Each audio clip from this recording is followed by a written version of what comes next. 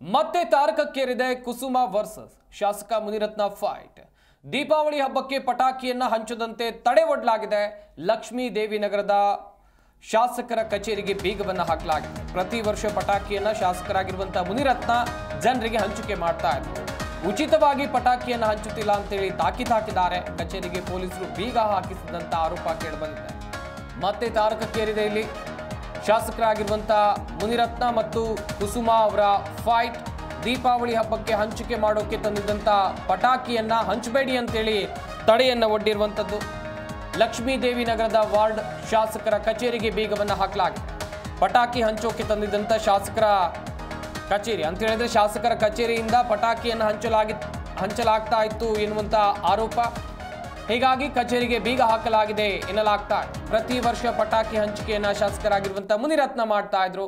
ಯಾವುದೇ ಕಾರಣಕ್ಕೂ ಉಚಿತವಾಗಿ ಪಟಾಕಿಯನ್ನ ಹಂಚುವಂತಿಲ್ಲ ಅಂತೇಳಿ ತಾಕೀತನ್ನು ಕೂಡ ಇಲ್ಲಿ ಮಾಡಲಾಗಿದೆ. ನೋಡ್ತಾ ಇರಬಹುದು ನೀವು ಕೂಡ ದೃಶ್ಯಾವಳಿಗಳಲ್ಲಿ ಜಟಾಪಟಿ ಎಷ್ಟರ ಮಟ್ಟಿಗೆ ನಡೀತಾ ಇದೆ ಅಂತೇಳಿ. ಒಂದು ಕಡೆಯಲ್ಲಿ ಸಾಕಷ್ಟು ಜನ ಜಮಾಯಿಸಿದ್ದಾರೆ, ಇನ್ನೊಂದು ಕಡೆಯಲ್ಲಿ ಇಲ್ಲಿ ಶಾಸಕರ ಕಡೆಯವರು ಹೇಳ್ತಾ ಇರೋದು ಏನು ಅಂತ ಹೇಳಿದ್ರೆ ನಾವು ಫ್ರೀಯಾಗಿ ಪಟಾಕಿಯನ್ನು ಕೊಡ್ತಾ ಇಲ್ಲ ಅಂತೇಳಿ. ಆದರೆ ಇಲ್ಲಿ ಕುಸುಮ ಕಡೆಯವರ ಆರೋಪ ಅಂತ ಹೇಳಿದ್ರೆ ಶಾಸಕರ ಕಡೆಯಿಂದ ಉಚಿತವಾಗಿ ಜನರಿಗೆ ಪಟಾಕಿಯನ್ನು ಹಂಚಲಾಗ್ತಾ ಇದೆ ಎನ್ನುವಂತ ಆರೋಪ.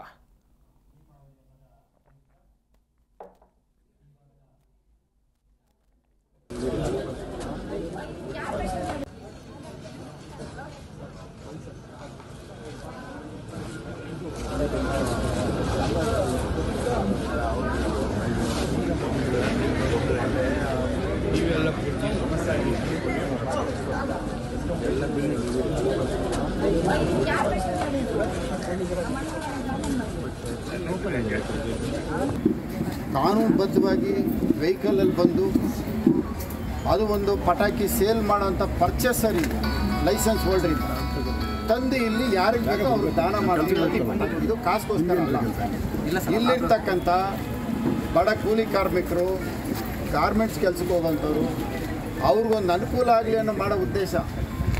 ದುಡ್ಡು ಕೊಟ್ಟು ನಾವು ತಂದು ಇಲ್ಲಿ ಕೊಡೋಂಥದ್ದು ಈ ಪಟಾಕಿ, ಅದಕ್ಕೂ ಅವಕಾಶ ಇಲ್ಲ. ಟ್ರಾನ್ಸ್ಪೋರ್ಟ್ ಬೇರೆ ಕಡೆ ಮಾಡಲಿಕ್ಕಿಲ್ಲ, ಟ್ರಾನ್ಸ್ಪೋರ್ಟ್ ಮಾಡಲ್ಲ, ಇಲ್ಲಿ ತಂದು ಅಲ್ಲಲ್ಲ. ಒಂದು ನಿಮಿಷ, ನೀವು ಒಂದು ಲಾರಿ ತರೋದು ಬೇಡ, ಅದಕ್ಕೊಂದು ಲಿಮಿಟ್ ಇದೆಯಲ್ಲ. ಆ ಥರ ಲಿಮಿಟ್ ಕೂಡ ಪಟಾಕಿ ತರಲಿಕ್ಕೆ ತಂದು ಕೊಡಲಿಕ್ಕೆ ಅವಕಾಶ ಇಲ್ಲ. ಈಗ ಅಂಗಡಿಯಿಂದ ತಗೊಂಡು ಇಲ್ಲಿಗೆ ತಂದು ಇಲ್ಲಿಂದ ನೀವು ಹೇಳ್ದಂಗೆ ಒಂದು 50 ಪಾಕೆಟ್ 50 ಇರಲಿ, ನಾವೊಂದು ವೆಹಿಕಲಲ್ಲಿ ಇಟ್ಟಿರ್ತೀವಿ, ದುಡ್ಡು ಕೊಟ್ಟು ತಂದಿರೋದೆ, ಅದೇನು ಅವ್ಯವಹಾರದ್ದಲ್ಲ. ಕರಿ ಅಂಗಡಿಯ ಒಂದು ಲೈಸೆನ್ಸ್ ಹೋಲ್ಡರಿಂದ ತಂದು ಒಂದು ವೆಹಿಕಲಲ್ಲಿ ನಿಲ್ಲಿಸ್ತೀವಿ, ನಾವು ಕೆಳಗಡೆನೂ ಇಳಿಸಲ್ಲ, ವೆಹಿಕಲಿಂದ ಎತ್ತು ಹಂಗೆ ಕೊಡ್ತೀವಿ, ಅದಕ್ಕೂ ಅವಕಾಶ ಇಲ್ಲ. ಆ ಥರ ಅವಕಾಶ ಸಾರ್ವಜನಿಕರು ಅಲ್ಲಿ ಎಲ್ಲಿ ಪ್ರಿಸ್ಕ್ರೈಬ್ ಪ್ಲೇಸ್ ಮಾಡಿರ್ತಾರೆ ಸರ್, ಅಲ್ಲಿ ಹೋಗ್ಬೇಕು ಪರ್ಚೇಸ್ ಮಾಡ್ಕೋಬೇಕು, ಅವ್ರ ಮನೆಗೆ ಅವ್ರು ಹೋಗ್ಬೇಕು. ಅಂದರೆ ಇವಾಗ ಅಲ್ಲಿ ಪಟಾಕಿ ಇಲ್ಲಿಂದ ಬಂದು ಅಲ್ಲಿಂದ ತೊಗೊಂಡು ಇಲ್ಲಿ ಬರಬೇಕು ಅಲ್ಲ, ಅವ್ರು ಇಷ್ಟ ಸರ್, ಎಲ್ಲರೂ ಅವ್ರು ಎಲ್ಲಿ ಪ್ರಿಸ್ಕ್ರೈಬ್ ಅವ್ರಿಗೆಲ್ಲ ಅನುಕೂಲ ಆಗುತ್ತೋ. ಅಥವಾ ನಾನಿವಾಗ ಒಂದು ಟೋಕನ್ ಕೊಡ್ತೀನಿ, ಅಲ್ಲಿಂದ ಯಾರೋ ಅವ್ರ ಮನೆಗೆ ತಂದು ಕೊಡ್ತಾರೆ, ಅದು ತಪ್ಪ.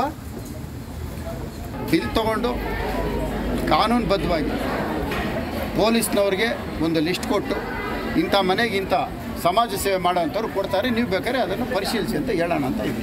ಕಳೆದ ವರ್ಷ ನಿಮಗೆ ಯಾವುದೇ ಅಬ್ಜೆಕ್ಷನ್ ಯಾವುದಿಲ್ಲ, ಇವತ್ತವ್ರಿಗಿಲ್ಲ. ಈಗ ಹೇಳ್ತಾರೆ ಹೋದ ವರ್ಷ ನಾವು ಬಿಡಲಿಲ್ಲ ಅಂತ. ಇದುವರೆಗೂ ಬರೀ ಊರಬ್ಬ ಮಾಡೋಕ್ಕೆ, ಗಣೇಶನ ಫಂಕ್ಷನ್ಗೆ ಕೊಡೋಲ್ಲ ಅಂತ ಹೇಳ್ತಾ ನಾವು ಕೋರ್ಟಿಂದ ಮಾಡಿದ್ದೀವಿ. ಪಟಾಕಿ ಬರ್ತಾರೆ, ತೊಗೊಂಡು ಹೋಗ್ತಾ ಇರ್ತಾರೆ. ಇದು ಫಸ್ಟ್ ಟೈಮ್. ಏನು 100 ಜನ ಪೊಲೀಸವ್ರು ಬರೋವಂಥದ್ದು ಕೇಳಿ. ಪಾಪ ಹೆಣ್ಣು ಮಕ್ಕಳು ಎಲ್ಲ ಗಾರ್ಮೆಂಟ್ಸು, ನೀವೇ ಕೇಳಿ. ಪೊಲೀಸರ ಮೇಲೆ ಒತ್ತಡ ಇದೆಯಾ? 100 ಜನ ಪೊಲೀಸರಲ್ಲಿ ತಮಾಷೆ ಆಫೀಸ್ ಬೀಗ ಹೊಡಿಬೇಕು, ನಾವು ನೋಡಬೇಕು ಅಂತಂದರೆ ಅಂತ ಬೀಗ ತೆಗಿ ನೋಡ್ಸ್ಬಿಡಿ. ಬೀಗ ಹೊಡಿಯೋದು ಯಾಕೆ ಅವರು? ನೀನು ಬೀಗ ತೆಗಿಯಲ್ಲ, ಬೀಗ ತೆಗಿಯಪ್ಪ, ಕರೀರಿ ಪೊಲೀಸವ್ರು ನೋಡ್ಬಿಡ್ರಿ, ಬೀಗ ತೆಗಿ. ಈಗೇನು ವಿಜಯ ತೊಗೊಳ್ಳೋದು ಬಿಟ್ಟು ತೊಗೊಳ್ಳಲ್ಲ ಅಣ್ಣ, ಸ್ವಲ್ಪ ಇವ್ರು ಹೆಣ್ಮಕ್ಳು